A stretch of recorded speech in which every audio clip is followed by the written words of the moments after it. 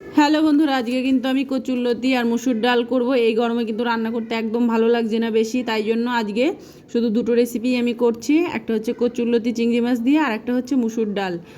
তো প্রথমেই আমি কচুগুলোকে ভালো করে ছাড়িয়ে নিচ্ছি, আর এইভাবে ছুরির সাহায্যে ছাড়ালে কিন্তু কচুগুলো ছাড়াতে বেশ ভালো সুবিধা হয়। তোমরা বটি দিয়েও ছাড়াতে পারো, কিন্তু আমি এইভাবে প্রত্যেকটা কচুরলতি ছুরি দিয়ে ছাড়িয়ে নিয়েছিলাম, আর খুব সুন্দর হয়েছিল ছাড়ানো।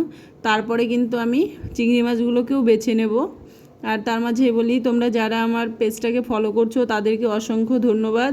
আর যারা নতুন আমার ভিডিও দেখছো তাদেরকে বলবো প্লিজ আমার পেজটাকে ফলো করে দিও। আর যারা ইউটিউব থেকে দেখছো তাদেরকে বলবো আমার চ্যানেলটা সাবস্ক্রাইব করে দিও।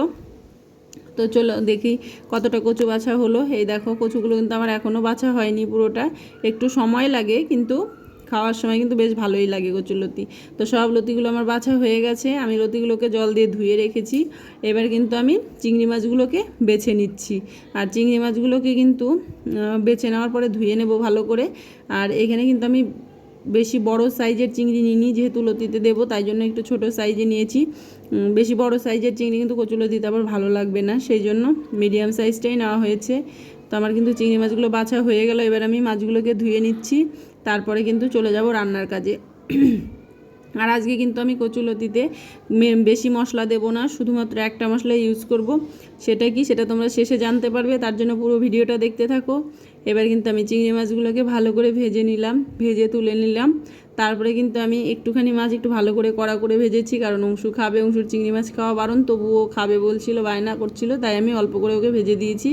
তারপরে আমি তেলে এখানে কালো জিরে দিয়ে লঙ্কা দিয়ে দিয়েছি। আর আমি কিন্তু লঙ্কা বেশ অনেকটাই দিয়েছি, কারণ লতি এমনিতেই খেতে কিন্তু মিষ্টি মিষ্টি হয়, একটু বেশি ঝাল দিলে খেতে ভালো লাগে, না হলে মিষ্টি লাগে তো খেতে ভালো লাগে না। তারপরে কিন্তু আমি এখানে নুন হলুদ দিয়ে কচুটাকে ঢাকা দিয়ে দিয়ে রান্না করে নেবো। আর এই সময় কিন্তু গ্যাসের ফ্লেমটা আমি মিডিয়াম রেখেছি, একদম হাইও করার দরকার নেই, আবার লো করার দরকার নেই। আর আমি কিন্তু এই লতিতে এক ফোঁটা জলও ইউজ করিনি, তাতেই কিন্তু লতিটা এত সুন্দর গলেছে আর নরম হয়েছে, তোমরা দেখতেই পাচ্ছ। তারপরে কিন্তু আমি চিংড়ি মাছ অ্যাড করে দিলাম। চিংড়ি মাছ অ্যাড করার পরে কিন্তু এটাকে ঢাকা দিয়ে আরও কিছু সময় রান্না করে নিয়েছি। নেওয়ার পরে এবার কিন্তু আমি মশলাটা অ্যাড করব। আর আমি কিন্তু এখানে শুধুমাত্র কালো জিরে বাটা দিয়েছি, আর কোনো মশলা ইউজ করিনি। খেতে কিন্তু দুর্দান্ত হয়েছিল কচুলতিটা, তোমরা এভাবে বাড়িতে অবশ্যই ট্রাই করবে, তারপরে আমাকে কমেন্ট করে জানাবে কেমন লেগেছে। কচুলতিটা কিন্তু রেডি হয়ে গেল। এবার আমি নামিয়ে নিচ্ছি, নামিয়ে তোমাদের দেখাচ্ছি কত সুন্দর হয়েছে, তোমরা দেখো। লতিটা কিন্তু দেখতেও দারুণ হয়েছিল, আর খেতেও অসাধারণ হয়েছিল, তোমরা দেখতেই পেলে। এবার কিন্তু আমি চলে যাব মুসুর ডাল। মুসুর ডালটা আমি আগেই বসিয়ে দিয়েছিলাম, এবার আমি এখানে পেঁয়াজ আর হলুদটাকে অ্যাড করে দিলাম।